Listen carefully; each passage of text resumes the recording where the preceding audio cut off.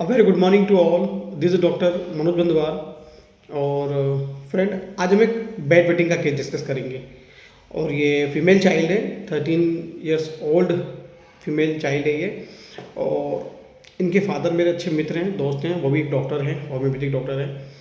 और इनकी बच्ची को तकरीबन 4 या 5 साल से बेड वेटिंग का इश्यू था। बेड वेटिंग करती थी तो उन्होंने काफ़ी क्योंकि वो खुद एक होम्योपैथिक डॉक्टर है, बट वो प्रैक्टिस नहीं करते हैं, वो जीपी प्रैक्टिशनर है। तो उन्होंने होम्योपैथिक में जो भी एक थेरापेटिक होता है वो दिया उन्होंने, बट उससे कुछ रिलीफ नहीं मिला। उसके बाद उन्होंने एलोपैथिक ट्रीटमेंट भी करवाया, बट उससे भी कोई रिलीफ नहीं मिला। तो इस बच्ची को उन्होंने मुझे कॉल किया कि सर, बच्ची को बेड वेटिंग का बहुत प्रॉब्लम हो रहा है, 13 साल की है और ये ठीक नहीं है, हमको देखना सही करना पड़ेगा सर, इसको क्या कर सकते हैं अपन। तो मैंने कहा कि सर तो उन्होंने फिर मुझे बोला कि सर वीडियो कॉल तो देख सकते हैं कि हाँ, बट ये रहेगा कि आप कुछ ना बोले, मुझे बच्चे से बात करनी होगी। और ये एज अ होम्योपैथ हमको आईपीआर को समझाना होगा कि जब हम वीडियो कॉल पे बात करते हैं पेशेंट से, तो पेशेंट के आसपास के लोगों को या तो चुप रहना है या फिर वहाँ होना नहीं है। जब उनकी रिक्वायरमेंट हो, जब उनसे इन्फॉर्मेशन की ज़रूरत हो, तभी वो केस में दखलंदाजी करें, वरना केस के स्पॉइल होने के चांसेस बढ़ते हैं। तो मैंने कहा आप कुछ नहीं बोलेंगे, मुझे बच्ची से पहले बात करनी होगी, उसके बाद मुझे जब रिक्वायरमेंट होगी तो मैं आपसे बात करूँगा। कि ठीक है ठीक है। तो उन्होंने वीडियो कॉल किया और बच्ची के सामने मोबाइल रखा। तो बच्ची ने जैसे ही फ़ोन आया सामने, तो बच्ची मैंने बोला कि हेलो, कैसे हो। वो बच्ची वापस मुझे कोई रिप्लाई नहीं किया। जनरली हम बच्चों से बोलते हैं हेलो, तो सामने से हाय, कुछ भी रिप्लाई आता है, बट इस बच्ची ने मुझे कोई रिप्लाई नहीं किया। जैसे मैंने हेलो, कैसे हो बेटा, अच्छी हूँ, ये भी रिप्लाई नहीं आया। सो मैंने बोला कि बेटा नाम क्या है आपका। तो बच्ची जैसे ही उस पर कैमरा फोकस हुआ ना, तभी से लेकर मैं ये नोटिस कर रहा था कि बच्ची के रंग, चेहरे के रंग उड़ गए। और बच्ची बहुत ज़्यादा नर्वस हो गई। जैसे उसको मैंने पूछा ना, बेटा क्या नाम है आपका।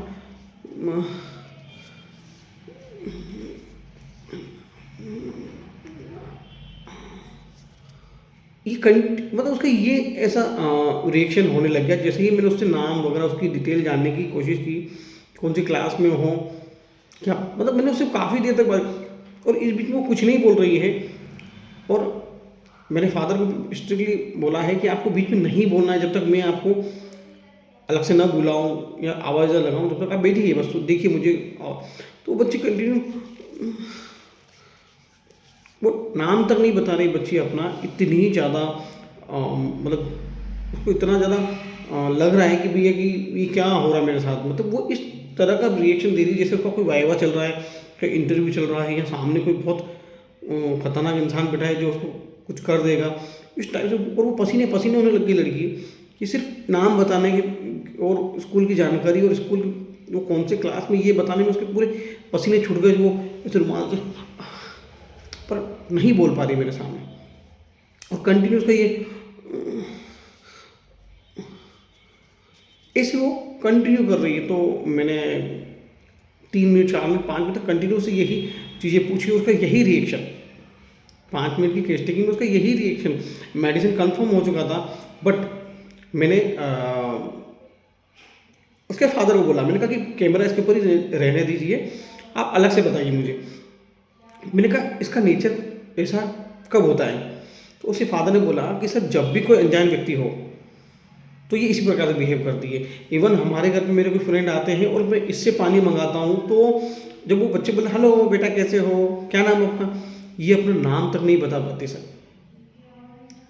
बहुत ज़्यादा इसको शर्म है इन चीज़ों को लेकर कि इसका नाम तक नहीं बताती ये, जब नए लोगों के सामने, या नए लोग आते हैं तो ये आना पसंद नहीं करती है, अंदर ही रहती है।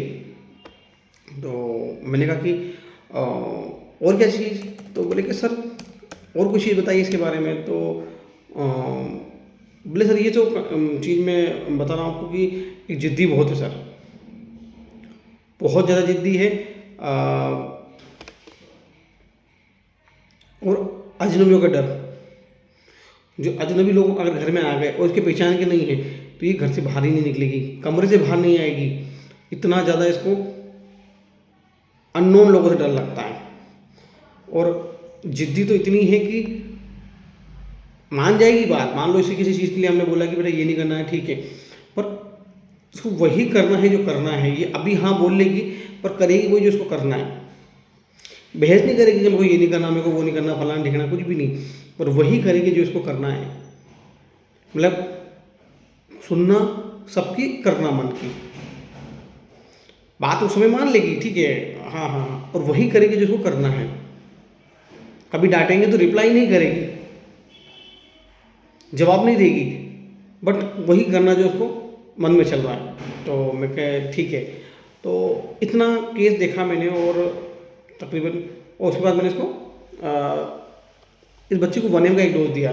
फादर को बोला कि आप 1M का एक डोज दीजिए, और मुझे आफ्टर 1 मंथ ही सीधे बताइए।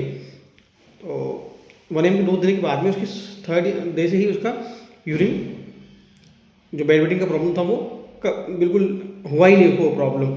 और आफ्टर 1 मंथ में जब मैंने उसका फॉलोअप लिया, तो फादर ने बोला कि सर इसको कोई प्रॉब्लम नहीं, कोई इशू नहीं है, और काफ़ी बेटर है पहले से। और उन्होंने मुझे वीडियो सेंड किया कि सर ये बच्ची जो स्कूल में बोलती नहीं थी किसी, और हाँ एक चीज़ मैंने उनसे पूछी CTQ करने के लिए कि सर इन्होंने, इस बच्ची ने कभी किसी मंच पर कभी कोई पार्टिसिपेशन किया है? मुझे 100% श्योर था कि ये बच्ची कभी अकेली गई नहीं होगी। तो उन्होंने बोला कि नहीं सर, कभी नहीं गई, जब भी गई ग्रुप में गई, कभी इसने अकेले अपना कोई पार्टिसिपेशन दिया ही नहीं। बहुत शर्माती मंच पे जाने पे। और तो मैं कहा ठीक है, मैं आपको इसकी मेडिसिन देता हूँ।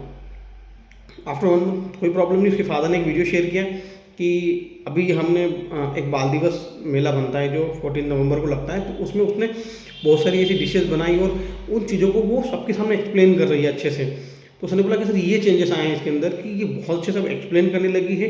वो एक जो शाय नेचर था, एक जो उसे शब्द मुंह से निकलते नहीं थे, अपना इंट्रो देने में भी वो नाम, अपना एड्रेस, अपने फादर्स नेम, मदर्स नेम नहीं बता पाती थी, वो अच्छे से इंट्रो दे रही है जो चीफ गेस्ट आए थे उनके सामने, और उनको बता रही कि हमने ये सब डिश बनाई है। तो ये आफ्टर 1 मंथ उसमें ये चेंजेस आ गए सारे उसकी। ये था हॉलिस्टिक क्योर। हमारी होम्योपैथिक मेडिसिन से पेशेंट में एक हॉलिस्टिक क्योर आता है। जो मॉर्बिड लेवल की चीज़ें थी वो सब अब नॉर्मल लेवल पे आ गई। एक 13 साल की बच्ची के लिए नाम बताना एक बहुत सिंपल है ना, बट वो नहीं बता पा रही है। सभी चीज़ें बहुत ज़्यादा एबनॉर्मल है, अनकॉमन है कि 13 साल का बच्चा एटलीस्ट 9th में होता है और वो सब चीज़ें अच्छे से बताता है। आजकल तो 3 साल 4 साल के बच्चे भी अपना नाम बता देते हैं। 2 ढाई से 3 साल तक के बच्चे पूरा अपना एड्रेस, स्कूल सब बता देते हैं। ये नहीं बता पा रही थी। तो केस बहुत सिंपल था। इस केस में सबसे पहले ही रूब्रिक जो ऑब्जर्व हमने किया था, वो लड़की कंटिन्यू पूरे केस टेकिंग में और पसीने में तर हो जा रही है, बिल्कुल नाम नहीं बता पा रही। उसकी फिंगर वगैरह ये वो इधर उधर देखना करना, पसीना पसीना होना, मुंह से शब्द नहीं निकलना, ऐसा लग रहा है जैसे वो इंटरव्यू में बैठी हुई है। ये first rubric anxiety himself about. उसको खुद को लेकर इतनी टेंशन हो रही कि वो क्या बोले क्या नहीं बोले। First rubric anxiety himself about. Father ने बोला अननोन लोगों के सामने नहीं आती, अननोन लोगों से डर लगता है, फियर ऑफ स्ट्रेंजर, और stranger in presence of aggravation. जब स्ट्रेंजर आसपास होते हैं इसके हाव भाव पूरे बदल जाते हैं, इसका चेहरे का रंग उतर जाता है।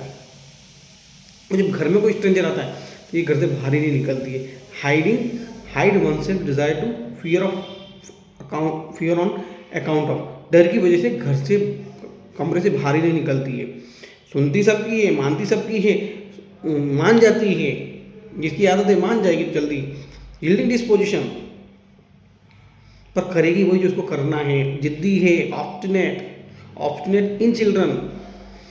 जब कोई स्ट्रेंजर सामने आता है तो शब्द नहीं निकलते, या कहीं नई जगह जाते हैं तो बोलती नहीं है। हमारा timidity about appearing in public, and timidity about appearing in talk to public में बोलने में झेप, एक संकोच। टिमिडिटी मतलब संकोची लोग जो बोल नहीं पाते हैं, है ना। और एक चीज़ जो इस केस का, इस रेमेडी का भी आप कहेंगे बहुत इंपॉर्टेंट है, क्रक्स रूब्रिक है, जो वो है कि वो उसने बोला कि इसके फादर ने बोला कि सब डिस्कस, मतलब बात सब मान जाएगी पर मन में जो है वही करेगी।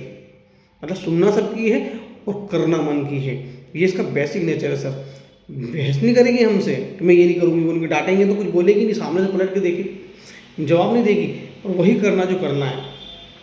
रूब्रिक है arguing not arguing despite of having form conviction and keeping thing. जो उसकी कन्विक्शन है उसी को वो कैरी करेगी, उसी को मानेगी, उसी चीज़ को वो आगे करेगी, वो किसी की नहीं सुनेगी, करेगी सिर्फ अपने मन की।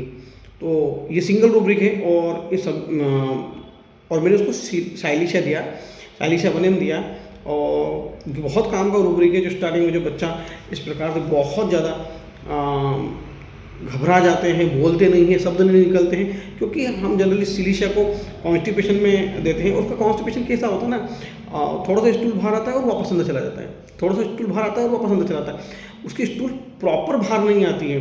तो वही कॉन्स्टिपेशन उसके पर्सनैलिटी में भी आता है, उसके शब्द मुंह से उसके शब्द नहीं निकलते हैं, आते हैं निकलते हैं, आते हैं निकलते हैं। वो कुछ ऐसे बोल रही थी पर शब्द बाहर नहीं आ रहे थे कि मैं अपना नाम तक बता पाऊँ। तो ये सिलिशा के बच्चों में इतना ज़्यादा कहते हैं ना कि उनमें कॉन्फिडेंस की कमी होती है। उसके फादर क्या कहते हैं ना कि सिलिशा एक रेत होती है, और उसके फादर ने बोला ना कि भैया ये अकेले में कभी सिलिशा रेत का कोई अपना कोई वजूद नहीं होता है, मुट्ठी में डालेंगे तो वो सब तरह से निकल जाती हैं, बट जब वो सीमेंट के साथ मिलती है, क्योंकि वो स्पाइनलेस है, बट जब जैसे ही उसको सपोर्ट मिलता है तो वो एक बहुत अच्छी चीज़ बिल्ड कर लेती है। रेत के साथ में सीमेंट को मिला दिया जाए तो वो बहुत अच्छी चीज़ें बिल्ड कर सकती हैं। तो सिलिशा को चाहिए सपोर्ट, वो स्पाइनलेस है, उसका खुद का कोई वजूद नहीं है, बट जब उसको किसी प्रकार से सपोर्ट किया जाएगा तो वो बहुत अच्छा परफॉर्म करती है। और वही चीज़ इन बच्चों को नहीं मिल पाती है, जिसकी वजह से ये सिलिशा में तब्दील हो जाते हैं। तो ये केस पूरा ही सिलिशा से निकला, और तो ये केस था सिलिशा का। नेक्स्ट फिर वीडियो में मिलेंगे कोई इंटरेस्टिंग केस, इंटरेस्टिंग रूब्रिक के साथ। Thank you.